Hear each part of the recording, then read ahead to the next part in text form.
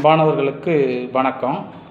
இன்றைக்கி அம்மன் ஆடுவர்களை குலசை அம்மன் ஆடுவர்களை வச்சு இன்றைக்கி நம்ம வீடியோ பதிவு பண்ணியிருக்கோம். உடம்புல அருள் இறங்கிறதுக்கு உண்டான சில சூட்சம முறைகளை சொல்கிறேன். காளி இதில் சொன்ன மாதிரி தான் இதுலேயும் வரும்.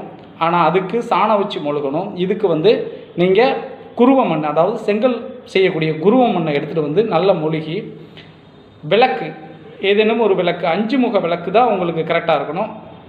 அது வெள்ளியாக இருந்தாலும் சரி, பித்தாளை விளக்காக இருந்தாலும் சரி, அது பரவாயில்ல.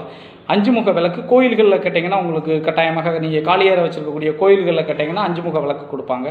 அந்த விளக்கை வாங்கி 5 தீபம் போட்டு நீங்கள் வச்சுட்டு தியானத்தின் மூலமாக அம்பாவை நீங்கள் முழுமையாக வழிபடணும். அம்பனை நினச்சி ஒரு 108 பூக்கள், அரளிப்பூக்களை வச்சு செவ்வரளிப்பூன்னு கேட்டிங்கன்னா தருவாங்க. அந்த செவ்வரளிப்பூவை வச்சு அம்மனை முழுமையாக மகாசக்தி, ஆதிசக்தி, தேவி, ரீயும் கிரீயும் வசிங்கிற மந்திரத்தை நீங்கள் உச்சரித்து வரணும்.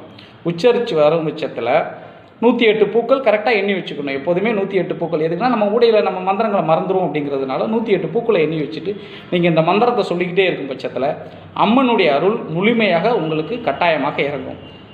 அம்மனுடைய அருள் இறங்கும் பட்சத்துக்கு உங்களுக்கு நீங்கள் நினச்ச மாதிரி தீச்சட்டி எடுக்கக்கூடிய விஷயங்கள், அருள் வாக்கு சொல்லக்கூடிய விஷயங்கள், சகல விதத்துலேயும் உங்களுக்கு சித்தியாகும். இந்த சித்தியாகணும் அப்படின்னாலே இந்த மாதிரி விஷயங்கள் தான். ஆனால் குருவ மண் தர போடணும். அதில் தான் அம்பாளுக்குடையது.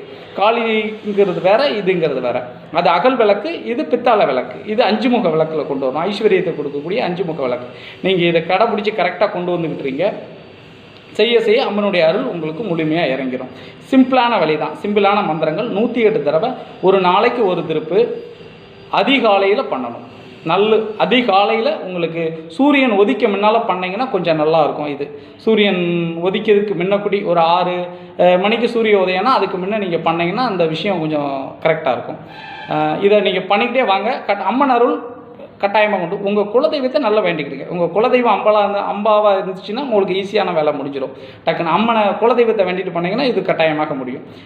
மாரியம்மை இதே மாதிரி ஆடுறவங்க பயங்கரமாக இருக்கணும் அப்படின்னா நீங்கள் ஊருக்குள்ளே இருக்கக்கூடிய மருளாடிகள், அதாவது இந்த சூரன் சொல்லக்கூடிய இடத்துல நமக்கு ஆடுவாங்க இல்லையா, மஞ்சாடை கட்டி எப்போதுமே நமக்கு அம்மன் பார்வெல்லாம் பார்க்கக்கூடியவங்க இருந்தாங்க அப்படின்னா அவங்ககிட்ட போய் நீங்கள் விபூதி, திருநார் அதுகள் வாங்கிட்டு நீங்கள் இறங்குனீங்க அப்படின்னா கட்டாயம் அவங்ககிட்ட போய் நீங்கள் தீட்சை வாங்கிட்டு இந்த விஷயத்தில் உட்காந்திங்கன்னா கட்டாயமாக உங்களுக்கு சித்தியாகிறதுக்கு அதிக சாத்தியக்கூறுகள் உண்டு.